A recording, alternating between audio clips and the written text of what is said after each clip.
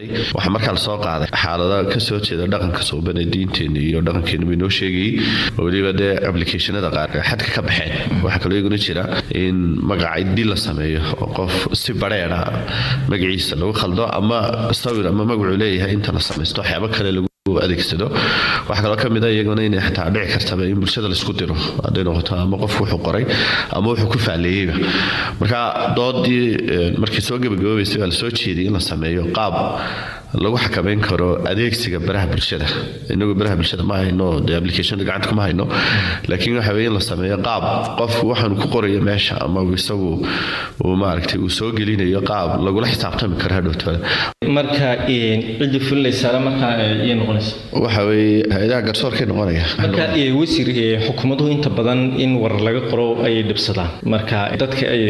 haday u arkaan maaragtay wixii xorriyatul qowlkii wax lagu yeelayo ma lagu cadaadinayo warbaahintii maxay kaga jawaabisay xorriyadda la sheegaya waxay ku xidhan tahay sida lagu qeexaday jeer intaanay dhaawacin qof kale xorriyadiisa kale tusaalaan qof maanta been abuur laga sameeyo waxaan u sameyn la yiraahdo meel harkiisay nin siyaasi hore wasiir caawil oo hore ambassador caawil oo waraano oran laga sheego markii dambe dib u beeniyay wuxuu saari lahaa xeerkani in cidii hawsha bilowday maadaama isagu oran lagu la xisaabtamo ilaa qofkii laga sheegay ma aragtay sheegay marka halkeen inagu xadkeen ku istaagayna waxa weeye in qofku xad uu ku yeesho aanu dhaafi karin oo xorriyadda laga hor istaagayo waa tan leeyahay wadamada gaano kale 22 waxa ka jira xisbi waa Afrika meelaha ugu horeeya dimuqraadiyadda 2019 xeer ka soo saareen marka laba inaga reer Soomaaliya noo yaal in saa ku deeyno qof wuxuu doonaha sameeyo iyo in la sameeyo wax lagu kala baxo oo markay noqoto qof in xadkiisa ka soo baxo lagu xakameeyo marka intaan ka shaqeynaa waa in dadka loo keenay xuduud ay ku adeegsadaan baraha bulshada waxa kale jirta sida soo hadal qaadeen in dhaqan xumada ay xakameynaysan oo dadka sida dhaqan xumada u adeegsada waxa xustay in aabis faraha ka baxay ay jiraan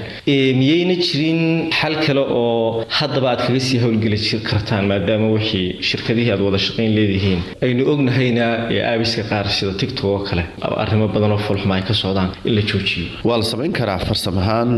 in la xidho kale laakiin waxaan ka doorbidayna horta marka hore wacyigelinta lagu horeeyo shirkadaha laftigooda maadaama iyaga uu soo dhex marayana ay qayb ka noqdaan wacyigelinta waxay uguna wacyigelinta qayb ka noqon karaa bahda dhaqanka haday noqoto fanaaniintii iyo maaragto dhaqankiisu banaayn qayb ka noqoto marka